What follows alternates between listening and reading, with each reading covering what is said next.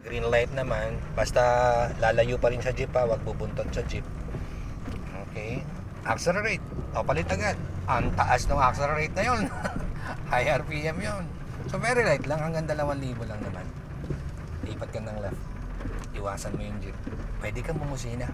Okay, clutch control, para mabagal lang, hindi naman tayo nagmamadali. O, accelerate ng konti, konti lang sa gas, konting arangada lang. O, pwede na.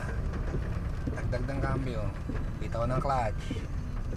Very light sa gas pedal. Maraming school dyan, kaya dapat maingat. Maraming pedestrian lane, dapat nagpapatawid. Dami nakapark sa gilid, so dapat lalayo din tayo dyan sa mga yan. Tapos laging keep distance sa mga pampasadang sasakyan.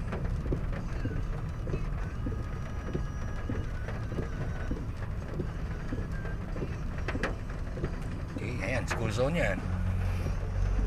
Kaya siguro mabagal or humihinto sila, baka may mga tumatawid o baka may nakapark na langanin sa right side.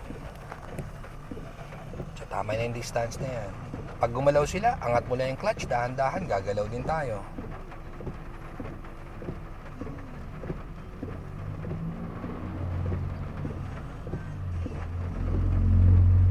Good.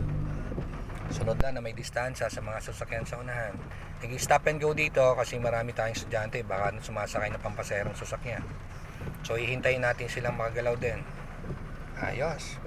Pag gusto mong gumalaw, angat mo yung clutch ng dahan-dahan. Ingatan para hindi ka mamatayan. Yun. So yan ang traffic, stop and go.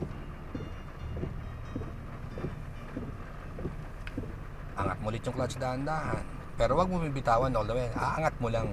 Kasi pag binitawan mo na, mag-stall yan. Lalo pag hindi mo nahabol ng gas pedal. Okay, libre na ngayon. O, accelerate.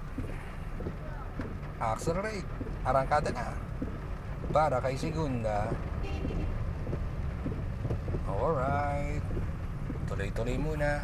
Kapag na-reach ulit ang 2,000 RPM, pwede pa magdagdag ng gear. Basta may distansya sa pampasaherong sasakyan. Huwag lalapit. Always keep distance sa kanila. Hindi naghahanap ng pasahero yan. Magbababa o magsasakay. Good. Sige, tuloy mo na. Binusinahan mo na eh. Ano sunod na gear? Alright. Diretso. Watch out lang sa mga galawan sa unahan. This is it.